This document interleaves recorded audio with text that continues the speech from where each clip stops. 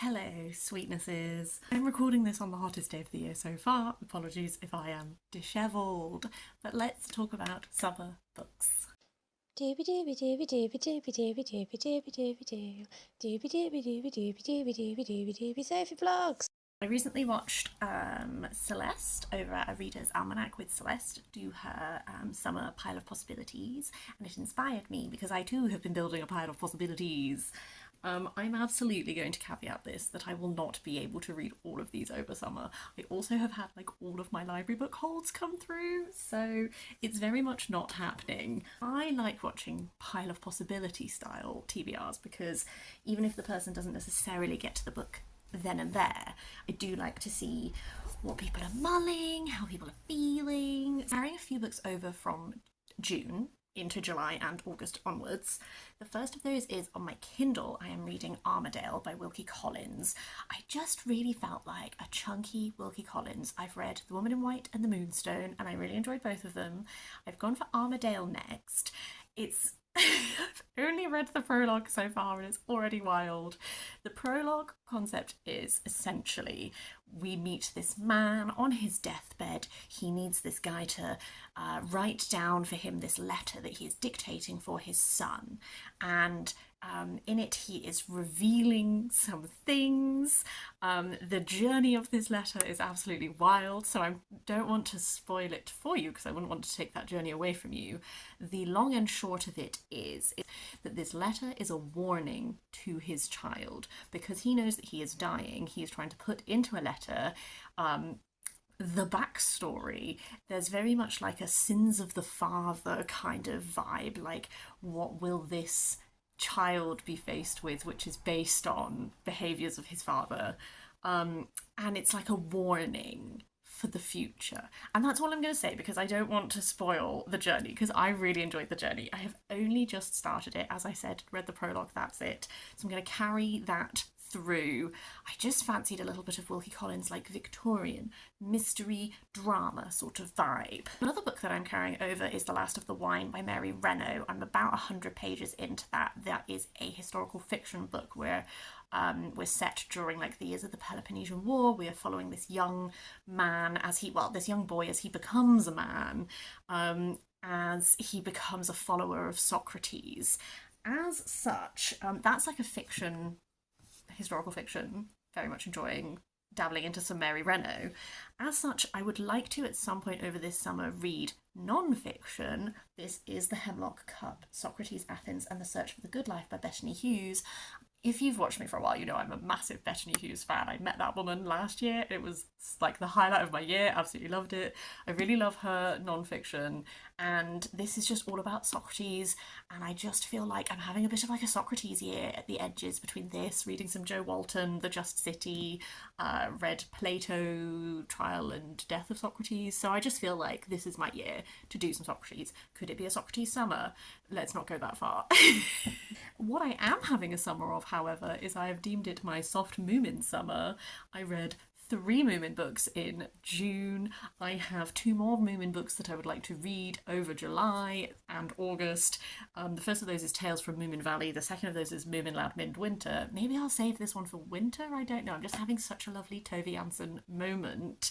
I also have out from the library a biography of her that I'm probably going to read. I'm doing like a library reading vlog that I'm sprinkling over the summer too, so it's probably going to be featured in there. Another sort of tangentially related book is that I've recently started watching The Borgias for the first time. I follow an Instagram that is called Period Drama Fashion. I will link it down below. I love period dramas.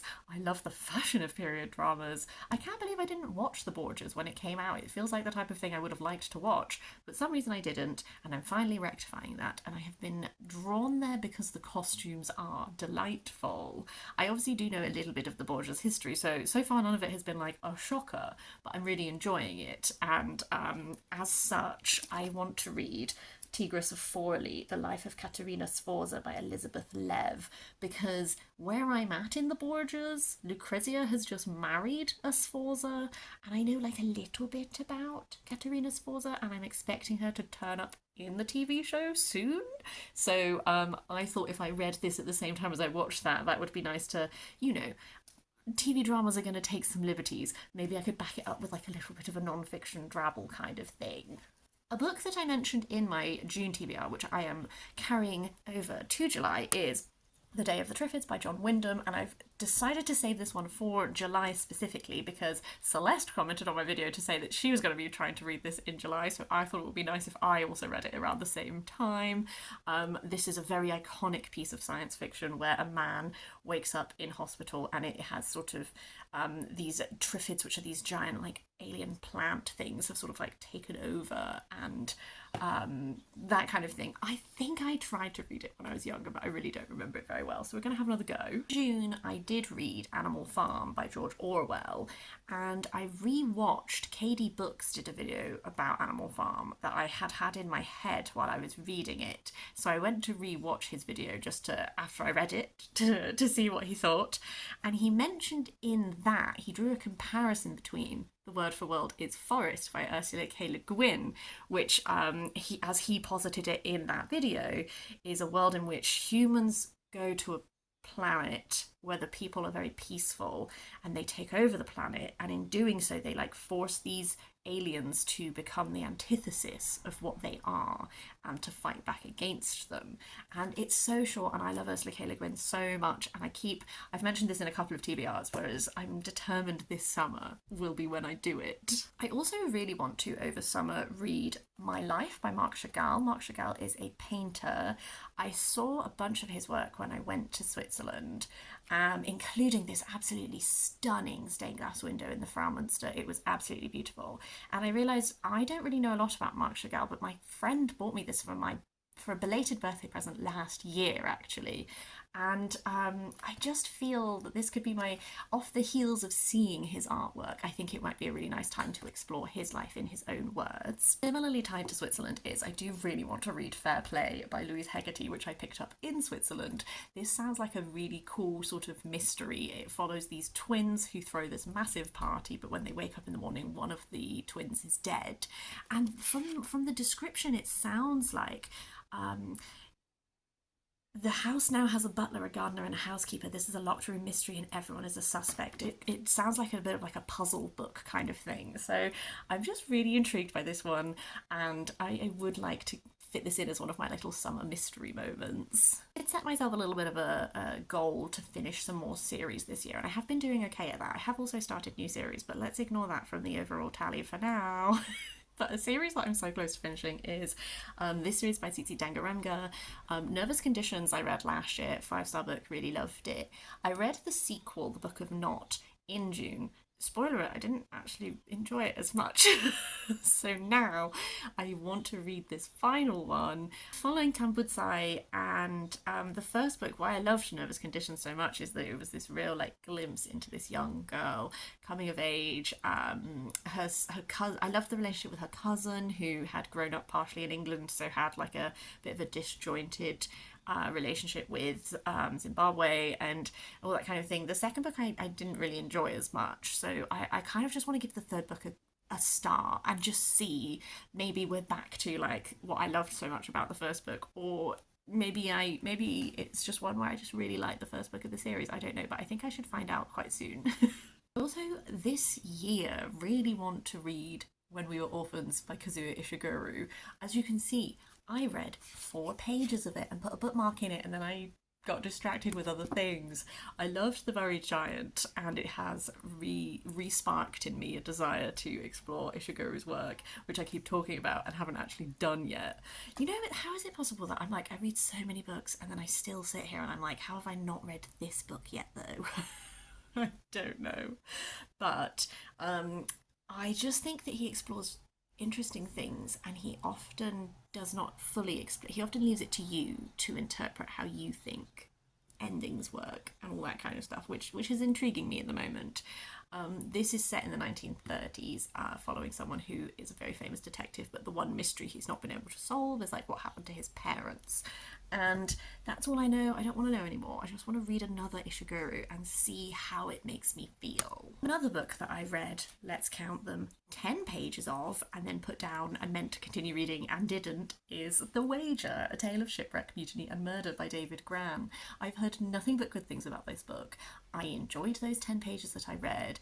It is about this real life, the 1700s, this ship called The Wager, and these sailors were rescued. They told this tale of shipwreck and all this kind of thing, and the whole case like blew up in the public. And then months later, another group of sailors were rescued, and they told a very different tale, a tale of mutiny, a tale of murder. I just think it sounds really fascinating, and I did really enjoy the 10 pages I read, so this is like a top priority non-fiction for me for sure. Two other non-fictions, and then I'll go back to my final run of fictions that I'm just in the mood for are Mummified, The Stories Behind Egyptian Mummies in Museums by Angela Stien. This was a recommendation to me by Sarah over at Sarah's Reading Journal. I will link her Instagram down below. This book is looking specifically at mummies and also like our treatment of mummies, our interactions with mummies. I definitely sometimes find myself in situations where I look at how a mummy has been treated in like a museum or something, and I feel a bit conflicted about like unwrapping them, all that kind of thing. I don't know. So I think that this is going to have a really interesting perspective on the topic, because historically like mummies have been used in really weird ways as well. People used to like consume mummies because they thought they had beauty properties. I think at one point people ground them and used them for painting. I don't know, I just feel like this is one of those books that is a classic Sophie book, which is going to be like a niche topic explored in a way that makes you think about it differently, and I love that kind of thing. The final non-fiction book is I do really want to read Many Hands Make a Quilt, Short Histories of Radical Quilting by Jess Bailey. I'm really interested in quilting. Haven't actually quilted yet, still resisting the urge because like time, resources, etc. But I do want to learn a bit more about quilting, and this is such a lovely like design piece as well. So I think that one will be very easy to fit in. It's so small. And then I have 5 final books that are on just my mood board. Probably won't read all of them, but this is where the mood is being.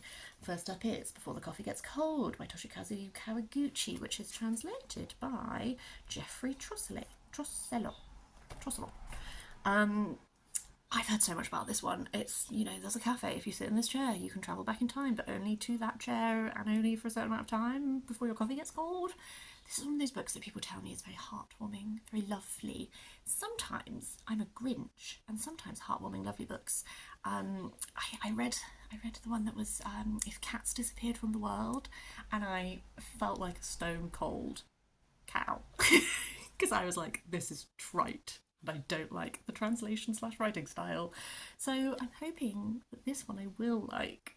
Aidnan, an Epic by Linnea Axelsson. This is a like epic poem that is written in verse that is about this Sami community in Scandinavia. My lovely friend Matt, who used to make videos at MCS Books but does still make TikToks and Instagram stuff about like dramaturgy as a topic, we'll link him down below too. He loved this book, and when Matt recommends me a book specifically, I always listen, because even if we have different feelings on them, they're always like so interesting to read. So this one, I'm really excited for, this like multi-generational like epic poetry storytelling kind of thing. And then the next 3 are just books that I've got a bit of a hankering for. Glorious Exploits by Ferdia Lennon. After Athens invaded, is it Sicily? Sicily, yes. It failed badly and lots of prisoners were kept, but there was like this real thing that happened, was that the guards, if you could recite them Euripides plays, they would like be extra nice to you and that kind of thing. And so this is like a novel that's like based on that moment of history.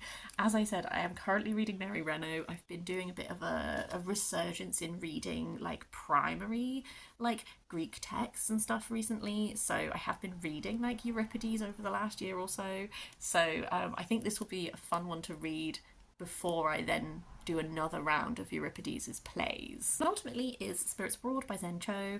When I hauled this, I was just like, I love Zen Cho. I will read everything that Zen Cho writes. I just think that she's such an interesting writer and she's got such interesting ideas. This is a short story collection, so I'm excited for I guess like lots of little cool ideas rather than taking one book and just like exploring it, just like having lots of little drabbles. And then finally, my books have all fallen over. And then finally, this one I want to read because I just loved the only other book I've read by this author, and that is Best of Friends by Camilla Shamsi. I read Homefire by Camilla Shamsi, absolutely loved it. I thought it was brilliant. I read it a few years ago now, but it has really stayed with me. This is about two women who are friends, and there is like a dual timeline. So the first one is in 1988 in Karachi, the dictatorship is falling, and then the next one is 3 decades later in London, and these women who are sort of no longer friends, and you're kind of figuring out like what happened. Camilla Shamsi, because I did like Homefire so much, I just want to give her another go, see what she's like. So that is my ambitious stack of things that I would like to read.